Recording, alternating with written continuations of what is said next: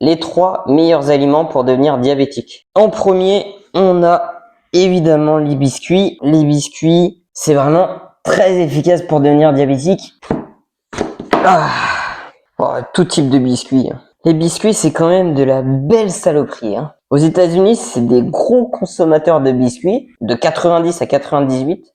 En 8 ans, ils ont pris plus 33% de diabétiques. C'est quand même un beau score. Ouais, mais les États-Unis, c'est loin, c'est pas la France. La France, on est quand même pas mal en termes de biscuits et en termes de diabétiques. On a 4 millions de diabétiques en France, ce qui représente à peu près plus de 6% de la population.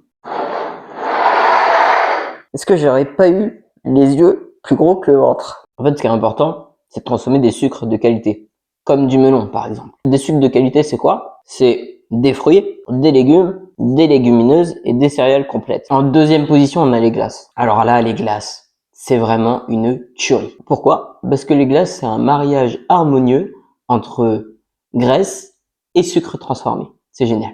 Parce que oui, malheureusement, ce qui favorise l'apparition du diabète, c'est les sucres transformés et les matières grasses. En 2022, on estime que 828 millions d'adultes dans le monde seraient atteints de diabète, soit une augmentation de 630 millions de personnes depuis 1990. C'est alarmant parce que les chiffres ne font que monter chaque année. J'ai l'impression que ça n'a pas de fin. Ça fait pas un repas très équilibré quand même. Ce qui est intéressant, c'est quand tu regardes les pays qui consomment le plus de glucides et très peu de matières grasses, c'est eux qui ont le taux de prévalence du diabète le plus faible. Le problème, c'est pas le sucre, c'est la qualité des sucres. Si tu consommes des sucreries et des sucres hyper transformés, comme le prouvent les chiffres, le taux de diabète dans le monde ne fait que monter, monter, monter. Parce qu'on est dans une société qui adore le sucre transformé et les matières grasses. Une consommation plus importante de sucre de bonne qualité.